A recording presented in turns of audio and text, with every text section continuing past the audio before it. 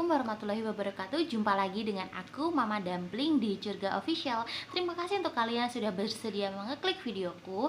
Nah, seperti yang ada di judul, lanjutan dari ceritaku kemarin yang tentang pesugihan, karena aku tiba-tiba teringat nih dengan sosok ular juga. Nah, akhirnya aku juga ingin menceritakan di video ini. Nah, di video ini aku mau menceritakan tentang sosok ular. Dia sosok ular penunggu gua di salah satu gua terbesar di Yogyakarta. Nah, singkat cerita, ini adalah ceritaku di tahun 2016 silam. Nah, tahun 2016 itu aku masih duduk di bangku SMA. Nah, waktu duduk di bangku SMA ini, aku bertemu dengan salah seorang guruku nih yang sudah sering aku ceritakan juga di video sebelumnya, bahwasanya beliau ini juga orang yang bisa mengerti tentang hal pergoiban. Nah, akhirnya aku merasa aku memiliki teman curhat. Akhirnya aku berceritalah dengan sosok Pak guruku ini. Nah, aku menyebutnya itu sebagai Bapak Tri gitu ya, panggil aja Pak Tri. Nah, Pak Tri ini, beliau ini adalah sosok seorang guru yang sering mengarahkan siswa-siswanya yang bisa memiliki kemampuan untuk melihat hal-hal goib ataupun melihat kebatinan seseorang itu untuk diarahkan agar tidak disalahgunakan oleh orang lain. Nah, salah satunya adalah aku. Nah, pada suatu hari di tahun 2016 itu, ketika aku sedang istirahat siang, akhirnya Pak Tri memanggil aku dan Pak Tri mengatakan bahwasanya tadi malam Pak Tri bertemu dengan sesosok ular, yang dimana sesosok ular itu adalah ular betina atau ular perempuan, yang dia itu ternyata membutuhkan pertolongan karena ternyata sisik dari ular tersebut itu dicongkel atau diambil oleh salah satu orang yang ternyata berlibur ke tempat dia berada. Dan ternyata setelah aku telusuri dan aku dibantu oleh Pak Tri ini, ternyata aku menemukan bahwasanya si ular ini tinggalnya di salah satu gua terbesar yang ada di Jogja. Nah, singkat cerita, akhirnya aku mencoba untuk berkomunikasi dengan ular ini. Nah, ular ini ternyata sosoknya tuh besar, ularnya besar seperti ular kobra gitu. Bukan seperti ular kobra, mohon maaf. Seperti ular sawah itu loh, sahabat, yang besar. Seperti ular apa ya? Ular yang gemuk, yang besar, yang bisa makan sapi kayak gitu ya, besar pokoknya. Nah, itu dia itu kemudian mengatakan bahwasanya aku ini kemarin itu dia disabut sisiknya dengan salah satu orang tidak bertanggung jawab, yang dia juga mengasah kesaktian, mengasah hal-hal goib di situ, di gua itu.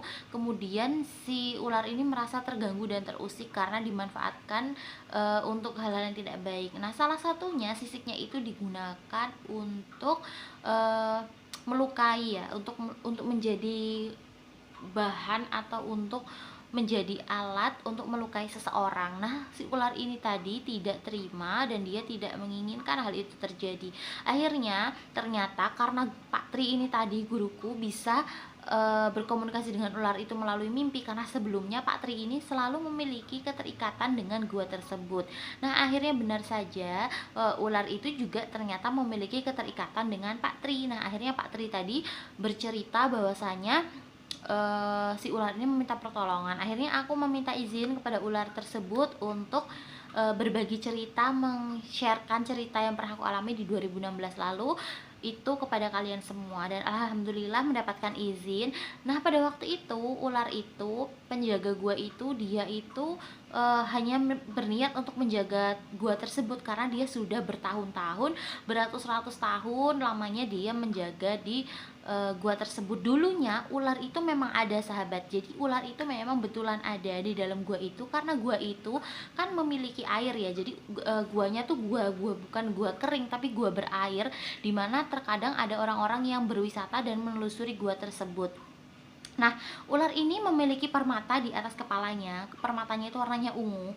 Nah, permata itu yang terkadang orang-orang ini banyak pingin mengambil permata itu dari si ular tersebut, tapi ular ini tidak mau menyerahkan permata itu, dan akhirnya si ular ini sering banget mendapatkan perlakuan tidak pantas dari orang-orang yang berusaha ingin merebut permata yang ada di kepalanya tadi. Nah, akhirnya Pak Tri tadi menginginkan aku untuk menolong ular tersebut. Nah, akhirnya aku memutuskan untuk memberanikan diri untuk berkomunikasi dengan ular tersebut, dan akhirnya ular tersebut juga bersedia untuk bercerita bahwasanya pada waktu dia tuh masih ada di situ, masih hidup di gua itu, dia tidak bisa kemana-mana karena badannya yang sangat besar, dan orang-orang takut takut untuk datang ke gua tersebut karena kan masih berbentuk ular nyata, wujud nyata ya, wujud hewan beneran. Nah akhirnya dia takut. Kemudian tidak ada orang-orang yang berani menjadikan tempat itu sebagai tempat wisata pada ratusan tahun lalu. Nah setelah beriringnya tahun berjalan, itu ular tersebut kemudian mati, dan matinya itu di dalam situ, di dalam gua itu, dan tidak ada juga orang yang berani untuk mengambil si jasad atau bangkai ular ini. Nah, akhirnya ular itu membusuk dengan sendirinya, kemudian terendam air, dan akhirnya ya sudah hilang begitu saja ya sahabat semua. Jadi bisa dibilang itu jasadnya membusuk di dalam air dan kemudian hanyut bersama air itu, karena air itu kan ngalir terus sahabat. Jadi air di dalam gua itu terus mengalir, kemudian dia akan berakhir ke salah satu laut ya, katanya, ini aku juga belum tahu kebenarannya, itu mengalir ke salah satu laut yang ada di Jogja juga, karena itu daerahnya tuh di daerah selatan Jogja si guanya ini. Nah akhirnya si ular tadi itu menyampaikan ke aku bahwasanya dia ingin untuk menyampaikan kepada juru kunci yang ada di situ bahwasanya tidak boleh diadakan atau tidak boleh dilakukan kegiatan-kegiatan spiritual yang sebelumnya itu dijadikan gua itu dijadikan tempat spiritual. Setiap malam Jumat Kliwon, Selasa Kliwon, pokoknya malam Kliwon itu selalu orang itu pada ke situ ya sahabat, semua meminta kesaktian, kemudian bertapa, terus kungkum, tak kungkum enggak ya sahabat semua. Jadi kungkum itu kegiatan seperti merendamkan diri ke dalam air, kemudian sambil seperti bertapa atau meditasi untuk meminta sesuatu lah kayak gitu. Nah itu sering banget terjadi di gua tersebut. Nah akhirnya aku diminta oleh ular itu untuk menemui salah satu juru kunci untuk agar tidak diizinkan orang-orang itu meminta sesuatu di situ. Nah akhirnya dengan si bapak juru kunci ini tadi aku diizinkan untuk berbicara, kemudian aku menyampaikan bahwasanya ular ini sedang mengalami kesakitan ya, atau sedang mengalami sakit hati gitulah ya, kan hewan juga punya perasaan seperti kita juga. Nah itu bahwasanya dia uh, sisiknya habis diambil oleh seseorang yang tidak bertanggung jawab untuk dijadikan kesaktian dan untuk menyakiti orang lain. Nah bagaimana kalau misalnya di gua ini tidak, atau diberikan larangan gitu, tidak diizinkan orang-orang untuk melakukan meditasi ataupun kegiatan apapun kecuali di luar gua itu. Jadi tidak boleh masuk ke dalam gua itu. Jadi gua itu hanya boleh digunakan untuk orang-orang berwisata di dalamnya.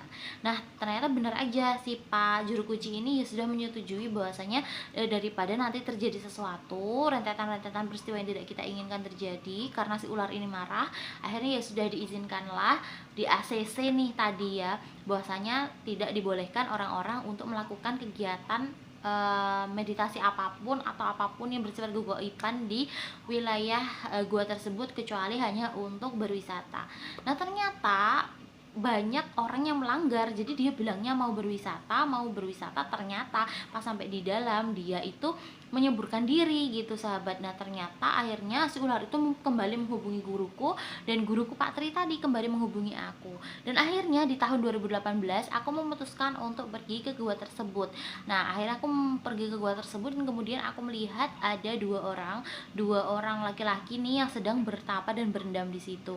Nah aku melihat kemarahan ular ini tadi. Nah kemudian ular ini tadi mengikat salah seorang dari mereka yang dua orang tadi, salah satunya itu diikat sama si ular itu, dan akhirnya dia tidak bisa kembali lagi di depan mataku. Aku melihat dia langsung kaku gitu sahabat. Jadi dia langsung kaku dan tidak bergerak tapi dalam posisi duduk. Nah yang aku lihat itu sedang diikat oleh si ular tadi. Nah ternyata ular tadi bercerita bahwasanya dua orang ini berniat tidak baik. Dua orang ini memiliki niat untuk mengikat salah seorang perempuan, dimana perempuan itu nanti akan mereka setubuhi. Nah perempuan dan si ular ini tahu bahwasanya niat kedua laki-laki ini sudah tidak baik terhadap perempuan ini. Akhirnya si ular tadi memutuskan untuk mencegahnya dengan salah satu cara menghancurkan niatan salah satu orang dari dua orang ini, sehingga yang satu kan jera, yang satunya lagi memang harus menanggung imbasnya. Nah kemudian aku eh, bilang kepada juru kunci tadi bahwasanya ini Pak, ternyata si dua orang ini itu memiliki niatan tidak baik. Akhirnya salah satu dari orang tadi mengaku bahwasanya ya memang benar kami tuh pengen mendapatkan sisik emas, katanya sisik emas dari ular yang ada di sini supaya bisa memikat perempuan yang kami incar ini tadi. Nah terus akhirnya dengan kesungguhan hati aku bersama Pak Tri dan juga bersama seorang temanku, kami memediasi dan memberi nasihat dua orang tadi bahwasanya janganlah kayak gitu, janganlah kita tuh menyakiti lah menyakiti makhluk goib ataupun menyakiti orang-orang ataupun siapapun lah yang menunggu suatu tempat, karena kan kita tuh juga makhluk hidup, kita nggak pengen diganggu ya, kalau bisa kita juga jangan ganggu mereka. Nah sebenarnya cuma itu aja sih sahabat cerita yang mau aku sampaikan tentang perularan, karena aku tuh terus terang ketika mengingat tentang ular itu aku teringat dengan ular penjaga gua, salah satu gua yang ada di Jogja ini. Aku tidak menyebutkan namanya karena gua ini tuh sebenarnya udah terkenal banget di Jogja dan sering banget didatangi wisatawan.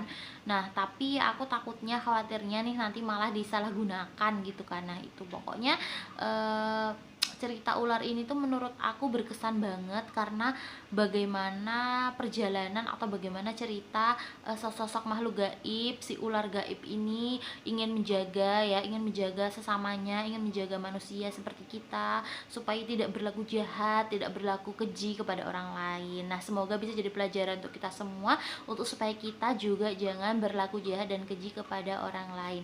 Nah mungkin cukup sekian videoku kali ini. Mama Dumpling pamit. Assalamualaikum warahmatullahi wabarakatuh.